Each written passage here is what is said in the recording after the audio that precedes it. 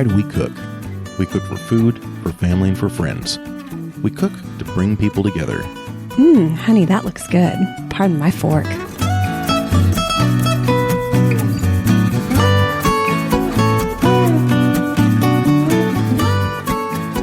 Hello and welcome to Pardon My Fork. And man, this is an exciting one for me because as you guys know, if you've been watching my social media, I've been barbecuing like crazy.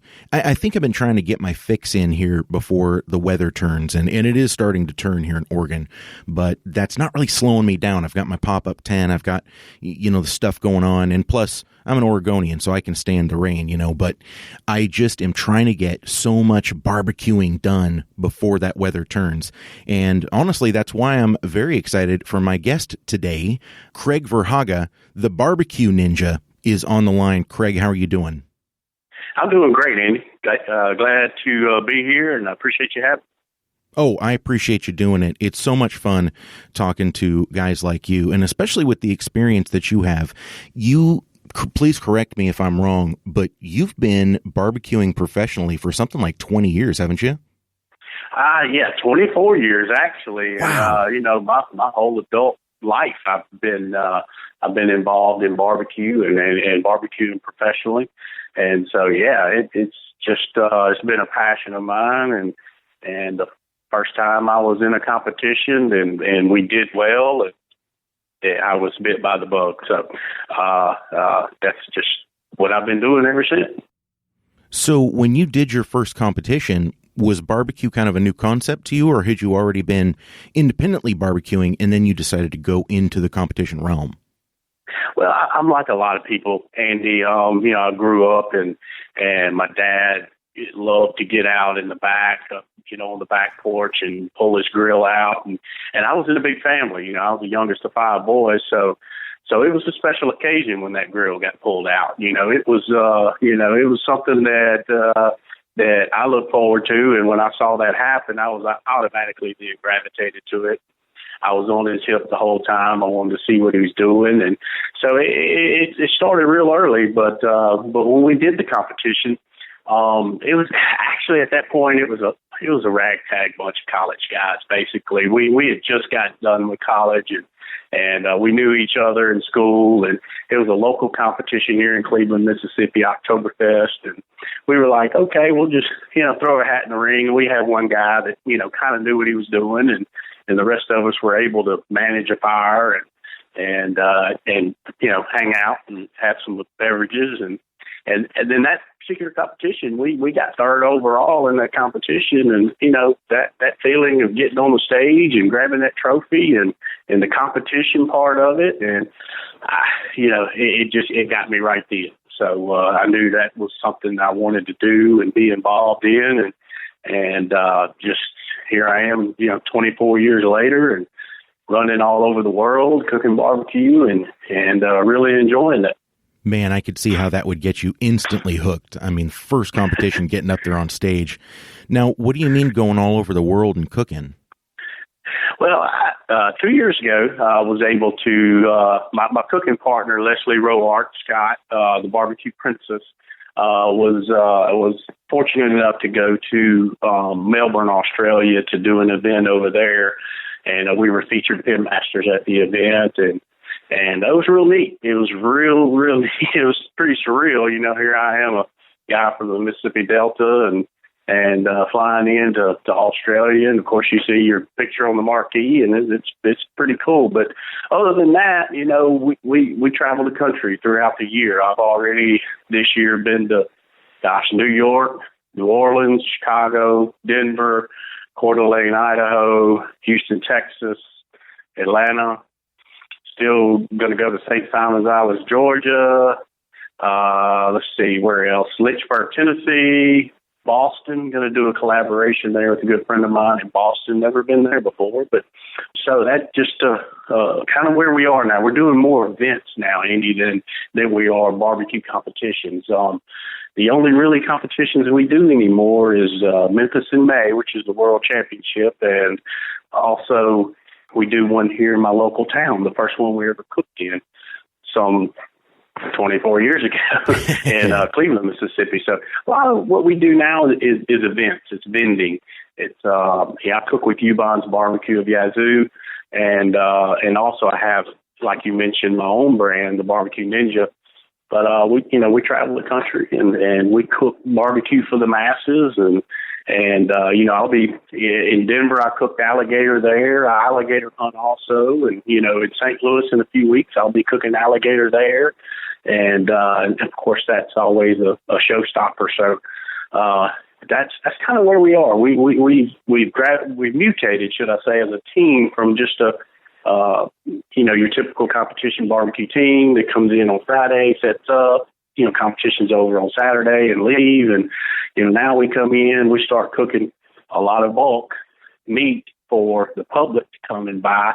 We get there on Thursday, set up, and we cook all the way through Sunday and come home on Monday. So a lot more involved what we do now than kind of a quick competition. So, but, we kind of have built our reputation, and the awards we've won over the years has been recognized. And so now we have the ability to share our name and reputation to these events, and it's an attraction.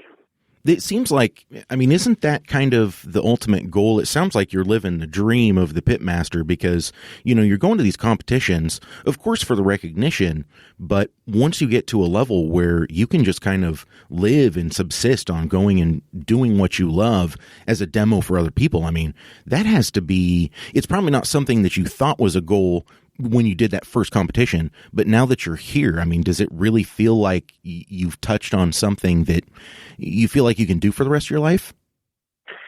I feel like, well, I tell you, you say the rest of your life. I'm 48 years old now, and we just did a 3-day event this past weekend, and I tell you, it is grueling. And I tell people all the time, the pictures look great, but you don't see the 16-hour, day that you're on your feet all day long and you're, cooking and vending.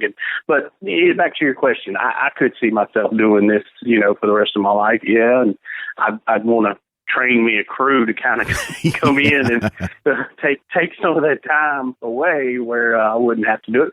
But you need interns. With the popularity of barbecue, when it hit the TVs, with the barbecue shows, and of course we did the Big Apple Barbecue Block Party in New York, and anything that happens in New York pretty much kind of gets recognized, and now you got the other cities that want to do it or want to, duplicate what they're doing.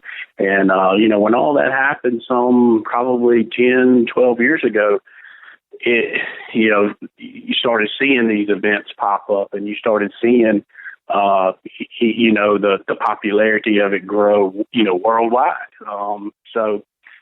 No, did not expect to get to this point, but, we made a conscious decision about 10 years ago. Hey, we're going to kind of leave the competition trail to, do this events cooking. And so that's what we decided to do. I love that, man. Was there an intermediate section there where you were doing any, catering, or had you considered maybe starting like a restaurant, or did you just go straight into the demos and the cookouts? Well, the team that I cook along with, UBON's Barbecue of Yazoo, actually does have a restaurant in Yazoo City, Mississippi, and yes, we do catering. I say we, I don't have ownership in the restaurant, but I help do all that, and of course the restaurant being there in Yazoo. So, and it opened, I think, 10 or 11 years ago. So even at first, that wasn't the goal, but just through things happening in life, that opportunity came along to, Gary Roark and Leslie down there. And so they decided to open up the restaurant. And, that's kind of where it got to. And that's where we are now. Well, it sure doesn't hurt having you the face of the brand, because, man, your barbecue just looks, it always looks incredible. And like you said, I mean, there's a lot of work that people don't see on the back end, but just looking at your photos and seeing what you've done, and I've listened to interviews in the past with you. You were on Tailgate Guys Barbecue Radio. You were on the Barbecue Beat with a friend of mine, Kevin Sandridge. And yeah, Kevin's a great guy. Oh, yeah. I love listening to interviews with you, and so it's a really interesting time for me now speaking with you on my show, and I'm trying to make sure that my questions are a little bit different from everybody else's. But I feel like you get a lot of the same questions. Can be different, but the story is going to be the same. So that's right. Before I get too far into it, so you are a brand ambassador for Royal Oak, which I think is killer. I love using all the Royal Oak stuff. But one thing that I've noticed with your cooks, especially going back the last couple of years, you do a lot of live fire, like open pit, where you've got a fire, you got a bed of charcoal, and then you're just with a grate of meat above it. And I got to tell you, man, I've really gotten into that recently. I got myself a Santa Maria grill, and I've just been using it like crazy. What kind of wisdom can you pass on to some of us that are wanting to do more of that live fire barbecuing? When it comes to cooking, Andy, my way is not necessarily the right way, and somebody else does something different than I do. It's just because it's different. It's not the wrong way. When you get down to the nuts and bolts of it, it's all time and temperature. And, of course, if you're live fire cooking, you're hot and fast, you're over coals, you have to be attentive, real aware of what you're doing. You have to be aware of the grill, your hot spots, your cool spots, because on a grill you always want to have both. You want to have a cool spot. I always say you want to have an escape. In case it does get too hot, you want to be able to get your product over to the cool spot. And but I'm not reinventing the wheel by any means. The products I use is stuff that you can order.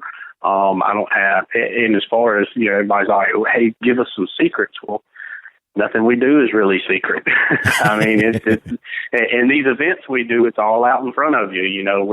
We've got the grills out front because that's the part of what I enjoy now is the interaction with the public. I mean, they want to see what we're doing, so there it is. It's on the grill, and of course, when I break the flamethrower out, that's always an attention getter, and but it's real functional. I mean, it really is, because what it does is it caramelizes the sugars within the sauce and the glaze that we use, and it's a flavor profile that's on the chicken or the pork or whatever, or the alligator that I use the flamethrower on.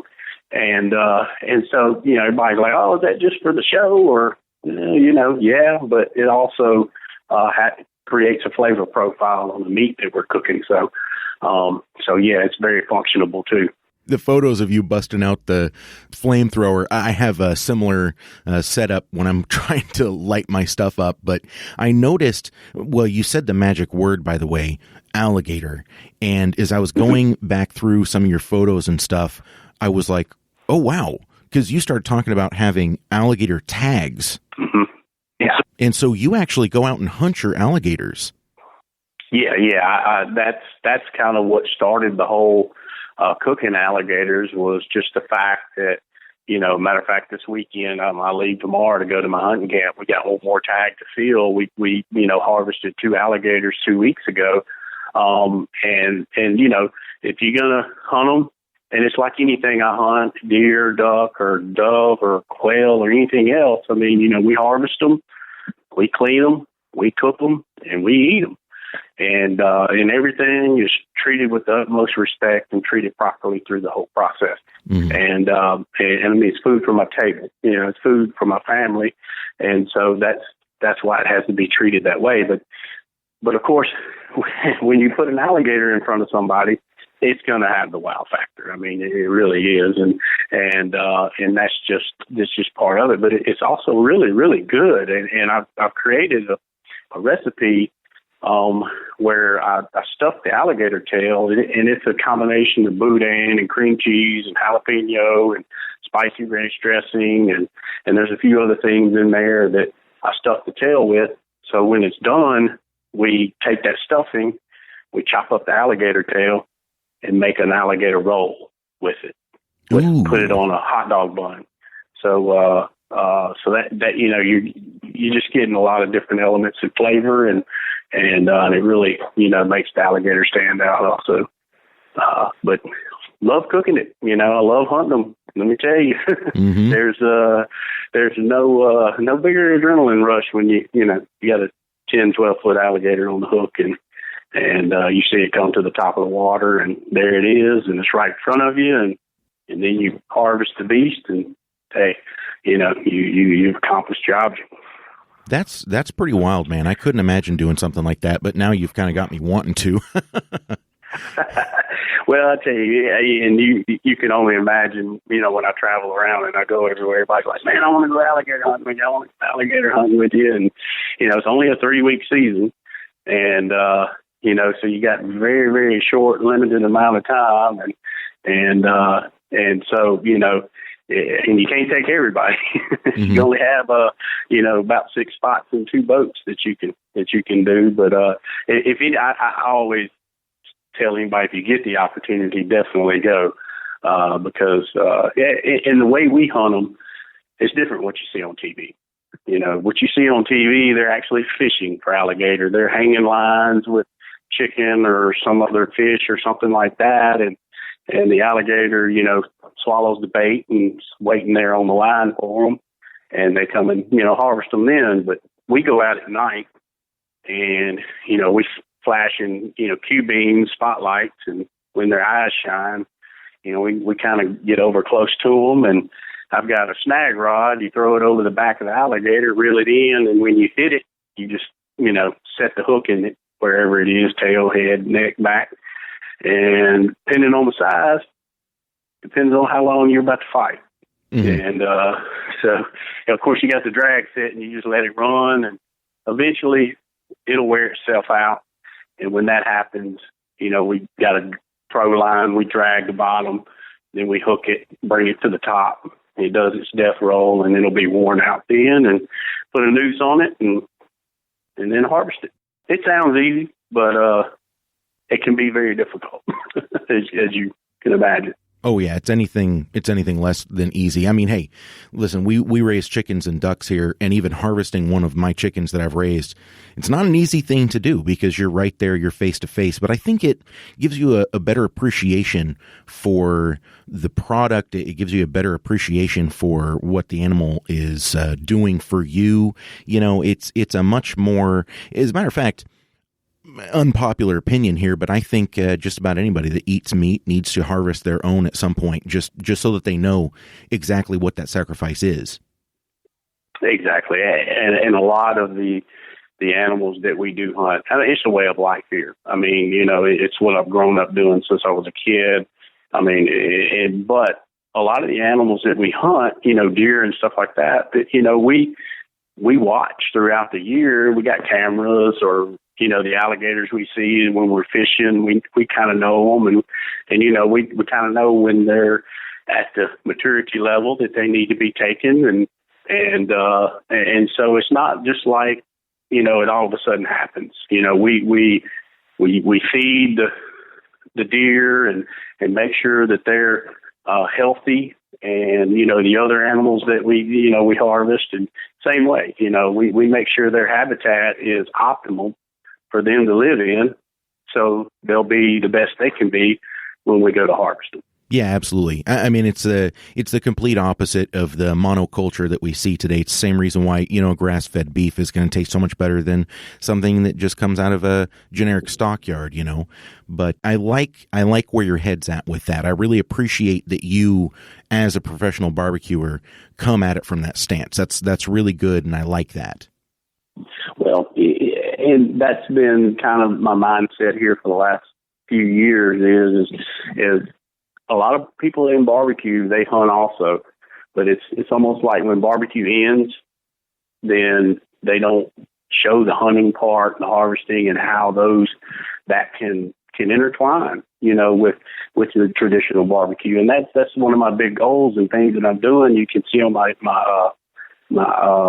Facebook page, I got recipes on there, not only on alligator, but venison, duck, a lot of other things that is not your traditional chicken, brisket, rib, pork butt, whole hog. It's actually something different. And that's what I want to bring, is something different, and so I've enjoyed doing that because it's something I was doing anyway.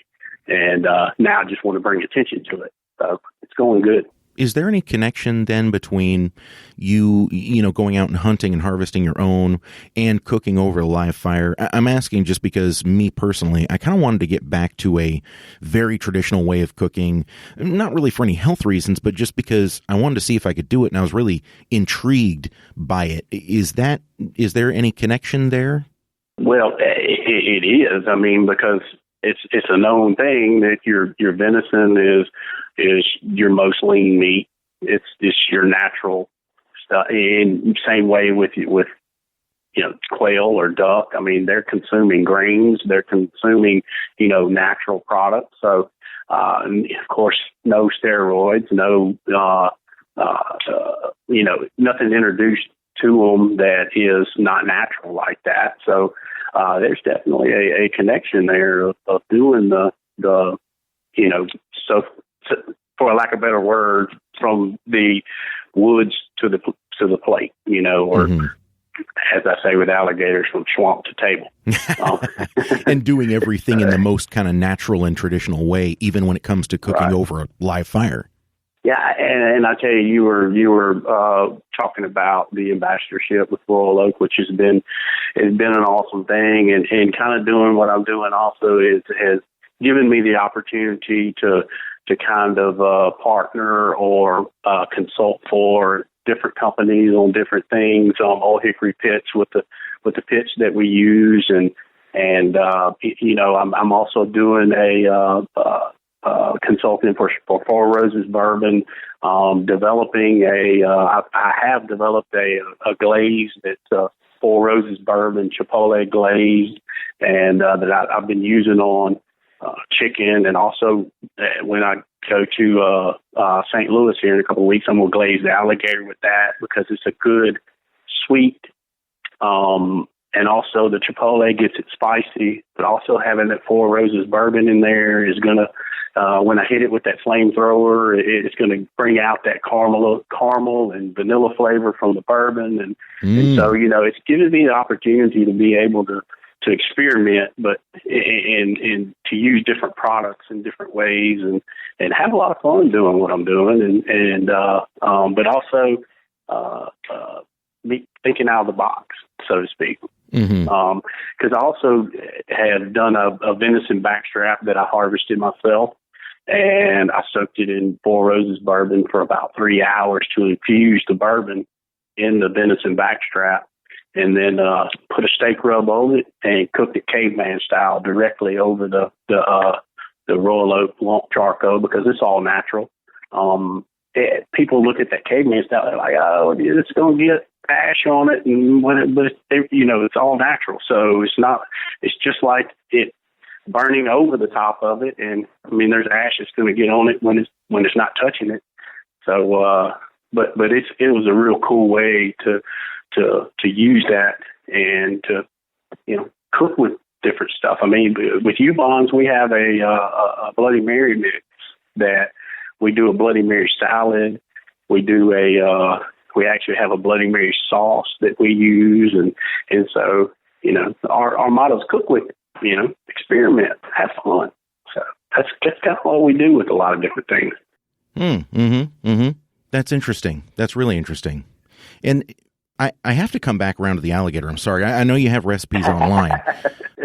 Oh yeah. Go ahead. The alligator is definitely is my thing, and it is a thing.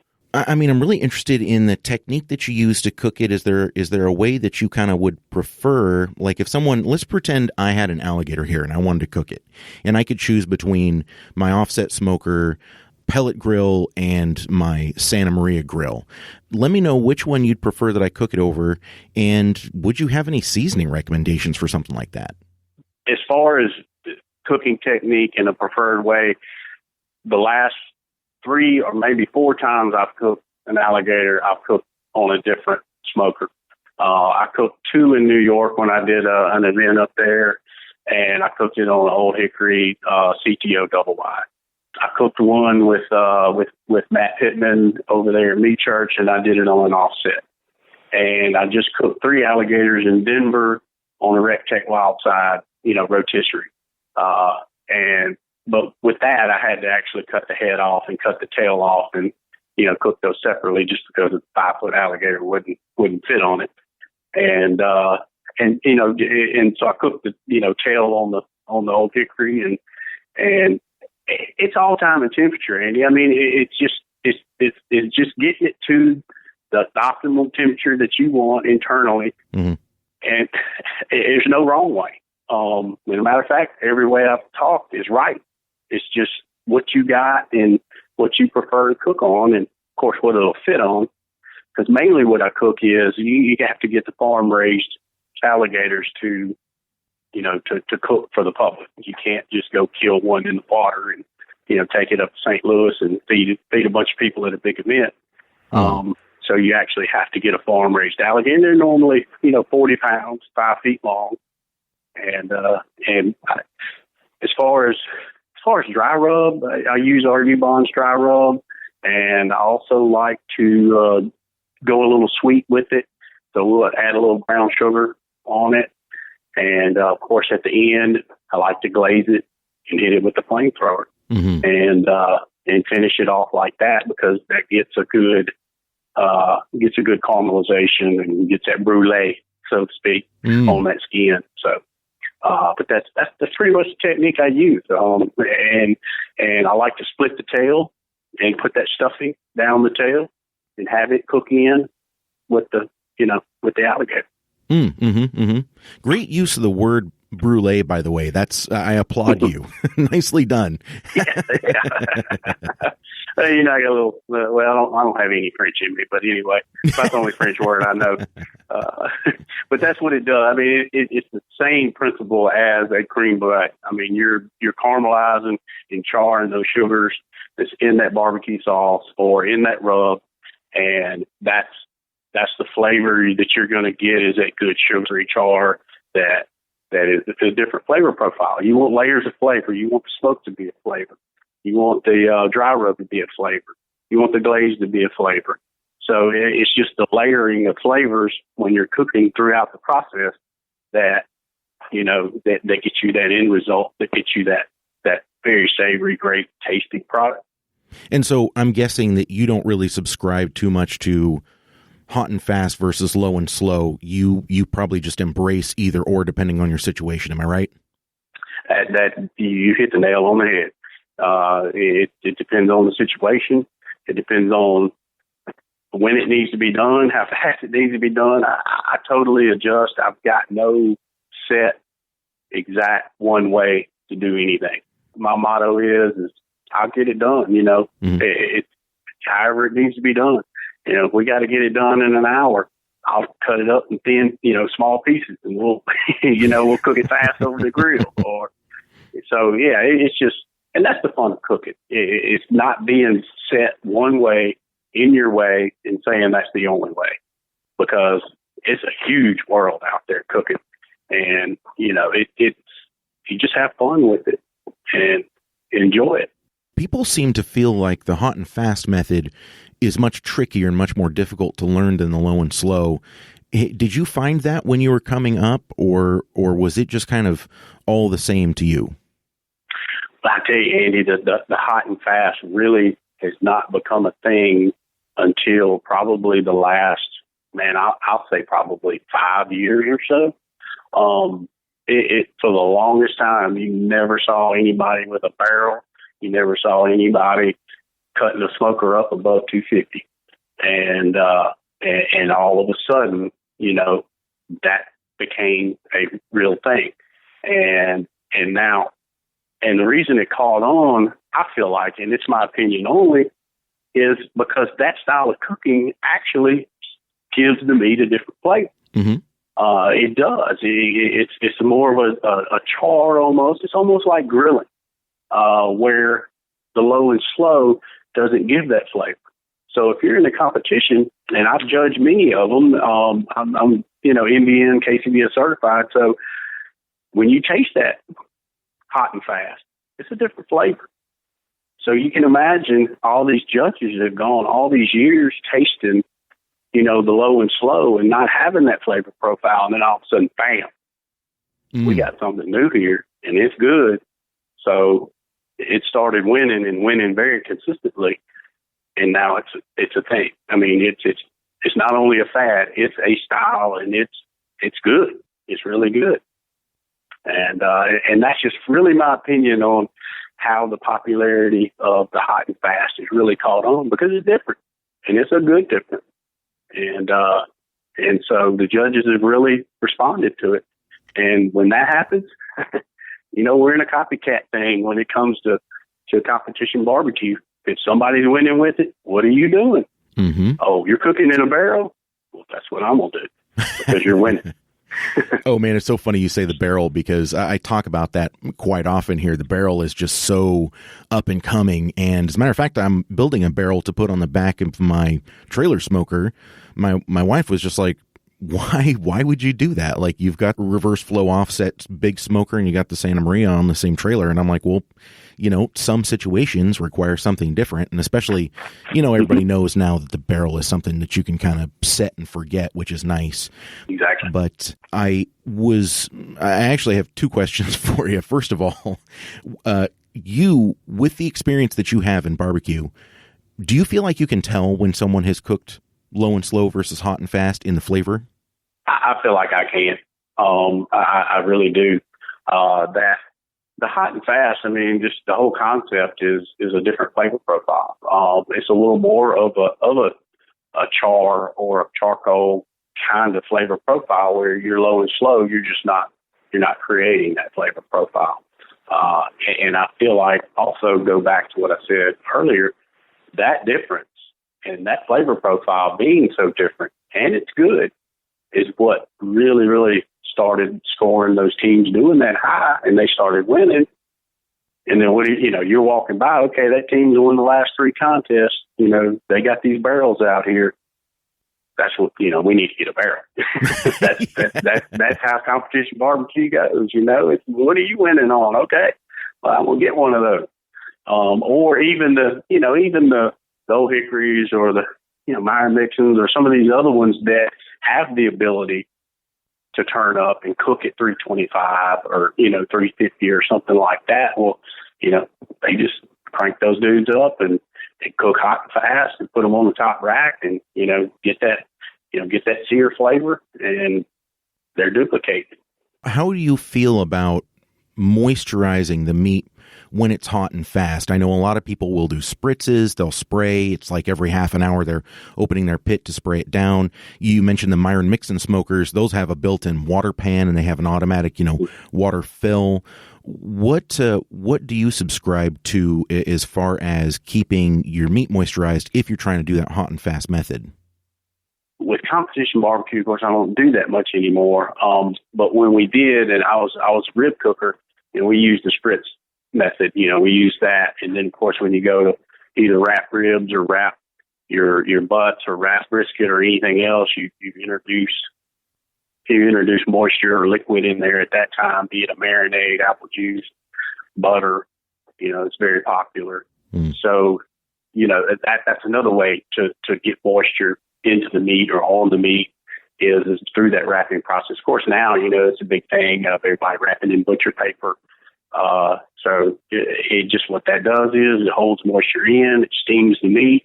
So it's the cooking process is taking it out, but the wrapping process is putting it back in. Mm-hmm. And so that's the best way to, keep moisture and have moisture in your meat, is through that wrapping process. And so you mentioned apple juice. Yeah, just apple juice and, UBONs. We got a marinade that we'd also put in there, and we put a little of our dry rub in there to dilute into it, and that's what we would spritz with. I gotcha. I have noticed some people adding vinegar to their spritz, and I've tried it a couple times. I don't feel like I can taste the vinegar. I don't really know that it's doing anything. How do you feel about vinegar-based sauces? Is that something that you mess with? Vinegar-based sauces is really, I'm partial to it actually, because the UBON sauce that I know and that I love it's not a vinegar. It's kind of a hybrid sauce. It's a tomato vinegar hot sauce. So it's got the sweet element, it's got the heat element in there, but that vinegar in a sauce, that tang, that pop, I feel like is very. I say it's important. It's what everybody gets used to or what they like. But vinegar in a sauce, it's acidic. It's a natural meat tenderizer. So that's why a lot of people use the vinegar. It's for that reason, because it's a natural meat tenderizer. I've even known people that would dump a gallon of vinegar in their water pan. So when it's cooking and that vinegar and that acidic is boiling, it goes into the meat and helps tenderize the meat. So, but that's a theory, and I've seen it done. I've seen it done a lot. So, just one thing that's out there. Interesting. And would you consider that a Mississippi style, kind of like there's a Texas style and a North Carolina style and South Carolina style? Is there a Mississippi style barbecue sauce? Is that kind of what we're talking about? Well, yeah, Mississippi style is kind of a hybrid between your Carolina vinegar and your Mrs. Sweet. We're kind of right there in the middle, where we do have the vinegar tang of the Carolina, but we also like our barbecue sweet. So that's what kind of brings in that Memphis style element to it too.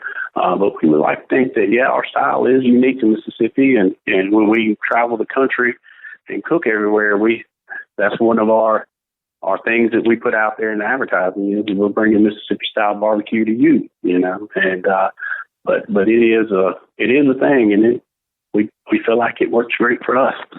Yeah, well, it's hitting all of those high notes. You're hitting the sweet, you're hitting the salty, you're hitting the acidic. You're bringing all of those flavor components together instead of just, we've got this straight vinegar, or we've got this mustard sauce, or whatever. You're kind of marrying, I feel like, all of the things that our tongues really respond to. Right. And that's another thing with the backyard cooker or what have you. Experiment with things, experiment with rubs. There's so many great rubs and there's so many great sauces out on the market. People feel like, they've got to go and get, 40 different products, as far as vinegar and tomato paste and sugar and onion powder and make their own and see how it turns out. Well, they're going to go through a lot of product trying to get something that's pretty good, when there's so many out there that are really, really good that you can use to make your own. You can add jellies, you can add hot sauces, you can add, different flavor profiles until you kind of come to find what you want and what you like. And that just is so much out there that's really good. Use one, but you can adjust it to what you like as far as your flavor and go with it. It's not too difficult. Mm-hmm. Ooh, you're dropping the barbecue wisdom today, son. Well, it's just like I said, I enjoy what I do, and I've got people that direct message me all the time about, hey, what about this or that? Man, I don't mind at all answering any questions anybody's got anytime, and I try to be accessible to do that because Gary Roark, Poppy, that taught me everything I know. That's the way he was. He was an open book. Somebody walked over and had a question about something, he'd answer it. Even if it was exactly what he did, he'd answer it just like that. And, you still got to cook it. Mm-hmm. You still got to get it right, So that's just the way I am, open book. I like that, man. It's a very yes and way of living. And I assume that has really lent to how far you've taken this whole thing, the TV spots and the, traveling around the country and now around the world and things, right? It is. One thing about UBONs, and it's our saying is we take our front porch wherever we go, and it doesn't matter if it's in Denver or Chicago or New York. If we're set up there, if you see us, come over, have a drink, we'll sit down, we'll visit. That's just the way that we've always been. Our front porch is open, and we've got friends all over the world now for that very reason. And that's barbecue. That's the number one enjoyment of barbecue is the people. And Papa used to always say that all these trophies we've won, the real trophy is the people that we met along the way and the friends we made. Mm-hmm. That's a fact, man. Sorry, Andy. I get a little emotional. No problem at all, man. I really love that, and I love how it's really just coming from your heart. I do appreciate that very much. Yeah. Well, we miss him. Yeah.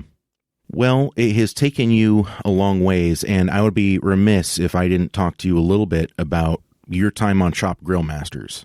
That was in 2017, right? 2017, yeah. Mm-hmm.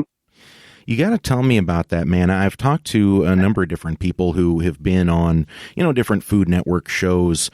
We recently had Kathy Pullen on, and she's done Guys Grocery Games. And I really like talking to people about what their experience was kind of behind the scenes, because it's just such a different, it's a different scenario that you're cooking in, but at the same time, you kind of got to get your mind out of all of the production stuff and back into, hey, this is just the same cook that I always do. I'm here for a reason. You seem like the kind of person that would be able to do that pretty easily, like switch back to, hey man, we're cooking and that's what we're doing. Let's go. Did you find it difficult to get into that mode when you were working around the TV cameras and the set and crew and stuff? That part wasn't all that difficult. I mean, it was just, you kind of go into a zone, so to speak. I mean, you just kind of, it all happened so fast. It was like they picked us up at 4:30 in the morning, and then I was back at the hotel that afternoon, almost like, what the heck just happened? It's just a blur. But it was a wonderful experience. I really, really enjoy it. And a matter of fact, to go back a little bit, I told you I was doing an event in Boston next month. Andy Husbands was on my episode of Shop Grill Masters. It's his restaurant I'm going to. So you build all kind of relationships, great relationships through doing something like that. And, but on set, I mean, it is what you see on TV. It's an open the basket and you got to go. And your mind, you probably have along the way kind of got in your mind a few things wrapped, so to speak, that you can take with whatever product is in the basket. So, that's the only preset that you've got in your mind. Because once that basket opens, you don't know what's in there, and you got to figure it out really, really quick. Mm-hmm. And the time, if I give anybody any advice that may be doing this, practice against the clock. Right. That is the clock is the real beast in the whole deal. You go to that appetizer round and you got 20 minutes, and that's not that long. As a matter of fact, on set it feels about like 20 seconds. It just really flies, and so because you got to go from all the way to getting the stuff out of the basket to going to the pantry, going from the pantry, prep work, and then after the prep work, you got to actually do the cooking in 20 minutes. I mean, it's real that the clock is the beast. There's no doubt about it.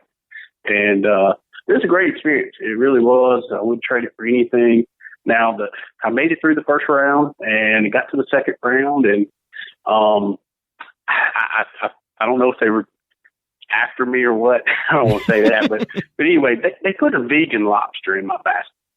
And, I'm from the Mississippi Delta. I'm a redneck, man. And, we're not much on anything around here. Understanding vegan easy, So I'm looking down in the basket, and there is looks like a rubber lobster, down in this basket, man. And I'm like, what the heck is this? Of course, Ted Allen, he's like, hey, a vegan lobster. And I'm like, I'm kind of looking around like, what in the world is this? And it had the texture of rubber, like a pencil eraser, and it had the flavor of like imitation crab meat. And so that stumped me pretty good there. But I thought I did pretty good with it. I mean, I cut it up in pieces. I put it in a blender, and I made a salad dressing out of it. I did a rendition of a salad dressing with lemon, and I had some acid in there with some cider vinegar. Had some fresh herbs in there, and did a Caesar salad with it. But hey, my salad wasn't all that great. But it was a grilling show, but I kind of got chopped from my salad. But anyway, it was funny. Just it was one of the little things in the show, and I'm like, I'm from the Mississippi Delta. We don't have finger lobster in the Mississippi Delta, So, as a matter of fact, I'm sure we do have vegans, but not a lot of them. And but it was a stump there, but great experience. Wonderful experience, and gotten to know a lot of people through that. And but if anybody's thinking about doing it, pay attention to that clock. Yep. That's what we say about the World Food Championships, even, because when you're cooking there, that time goes so much faster than you think it does. And if you haven't tried making it against the clock, you're going to be in for a big surprise. Now, you being a world-class barbecuer, it probably didn't affect you all that much, but I was a little curious how it felt, sitting there cooking in front of Myron Mixon with all of his, credibility and the face that he has out in the public, Well, Myron and I are actually good friends. We cooked alongside each other for many, many years. So when I did walk out and saw Myron sitting there, it was one of those, he kind of shot a wink at me and I shot one back, and him and Poppy, Gary Woolard, that I cooked with, were great friends. And so and barbecue world, it's a small world. It's a big world, but it's also a small world. And so, as far as that, what was a little different is the other three competitors on my show, I didn't know them. I didn't know any of them, which I kind of found, being in it so long, I found a little odd. But, Megan Day was one of them, and, she's a KCBS cook and from Kansas City, and Barn Goddess, I'm trying to remember her name. She's from Florida. She, I didn't know her. She cooks the Florida circuit. And the other guy was Andy Husbands, who's got, a restaurant in Boston, and he cooks primarily KCBS. And we've always cooked MB, Memphis Barbecue Network. So I didn't know any of these guys. And I was just kind of, you get in the van in the morning to go to the set and jump in there and you look around and you're like, okay. I don't know any of these people. That was, I guess that was good in a way too, because, there was really no distractions or anything else because I didn't know them and just wanted to beat them. Right. There wasn't any like, oh no, I'm going to be competing against my friends. You were just like, who are these people? Exactly. And that was fun. It was a good time. That's really funny. That's really interesting. When you made your way back home, I mean, was it one of those things where you were like, yeah, I want to do that again? Or was it just kind of like, okay, I've done it, and now I can go back to my life? Well, kind of both, really. It was, I really enjoy what I'm doing now. I mean, that's my thing as far as doing these events and getting out in front of the people and that's what I really enjoy doing. The TV was fun. I'll definitely do it again. There's some things out there now that couldn't work out. So I'd love to do it again, but it just wasn't. It wasn't my thing. Like doing these events is my thing. Now, my cooking partner, Leslie Scott, she's done a lot of shows, and she likes that camera and she's good with it. And those time constraints doesn't bother her, and so that's kind of more her thing, where the events is more my thing. So, but I'll do it again. I'd love to do it again, and I'm sure I will. You like that crowd engagement, don't you? I do. I do. It's the people. Rolo did a bandana for me with my logo on there, and man, I go and I try to hand them out to kids, and seeing them put on that bandana and act like the BBQ Ninja or whatever. That's real cool stuff. That's what I'm really getting into, and I gave a few of them out when we were out in Idaho, and I had a message from a lady saying, "Hey, my kids are going to be the BBQ Ninja at Halloween." It's that engagement with the public, and making those friends along the way, and just getting to know as many people as I can along the way, and that's what I enjoy about it, and that's why I do it. Yeah, I love that. I love hearing that. It's been so good talking to you, Craig, because you've got kind of that family cook feel. I mean, and I mean this in the best way. So take it with good intentions. You're like that grandma that cooks so well and has so much good advice for people, and they just love going over to grandma's house and eating a good meal and hearing the stories about the old days. Well, it's what I was taught. It's what Poppy taught me, and now his grandson, Jacob Scott's coming up. He's the next generation. Everything that Poppy instilled in me, I'm instilling in Jacob, and that's the people part of it, the hard work, the work ethic. Very important. You can't ask anybody to do anything you're not willing to do yourself. And also just the fact that, he's carrying the torch, and he's got to set the example. So all I'm doing is passing along what somebody passed to me. It was a wonderful gift to me, and all I can do is be blessed enough to hand it to somebody else. So that's the whole premise behind what we're doing and my mindset. Nice. You're a good man, and I appreciate talking to you. Hey, go ahead and throw out some places where people can find you and what you've got going on. Okay. Yeah, I'd love to. My Instagram is at the BBQ Ninja, and my Twitter is at _BBQ_Ninja. I've got a Facebook page that is the BBQ Ninja. And that's where you can find me on all the social media. And like I said, I try to be as engaging as possible. So jump on there and give me a follow. And got any questions, hit me up. And coming up, we've got we're actually going to St. Louis to do Q in the Lou the last weekend of this month. I think it's the 25th, 6th, 7th. And then going to St. Simon's Islands for the Firebox Festival the first weekend in October. Second weekend in October, be here locally in Cleveland, Mississippi. Then go to Boston the third week in October to do a collaboration at the Smoke Shop. And then going to judge the Jack in Lynchburg the last weekend in October.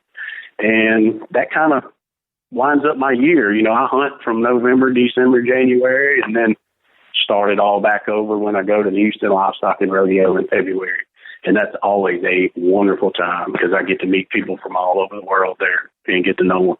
Oh, that is very cool. If any of you guys listening are anywhere near where Craig is going to be, you have got to go and check it out and swing by and just give him a fist bump for everything that he does. And of course, go and check out his Instagram and his Facebook and his Twitter, because you are posting up, Craig, all kinds of pictures all the time, and it is so much fun seeing all that stuff. And of course, we will have links to everything that Craig is doing underneath this episode on pardonmyfork.com. Craig, once again, thank you so much, and I look forward to talking to you again soon.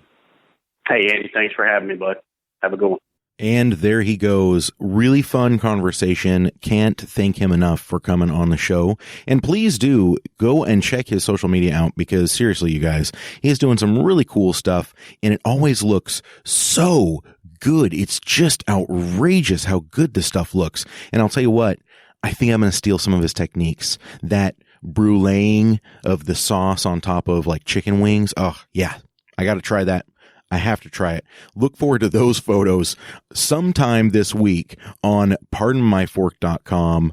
That's where you're not just going to find this episode, but all of the previous episodes. Head on over to our social media pages on Facebook at Pardon My Fork and on Instagram at Pardon My Fork. Check out what we've been doing. I've been grilling up a storm. Seriously, no lie. I have been trying to grill nonstop in preparation for the end of summer. You know that it's not going to stop me from grilling, but it's just going to put a little damper on things. But anyways, Big thanks to Craig. Big thanks to our show partner, Four Roses Bourbon. You can find them at fourrosesbourbon.com. And of course, a huge thanks to you guys. Thank you for tuning in. Thank you for telling a friend. For Craig, this is Andy, and we will see you next time.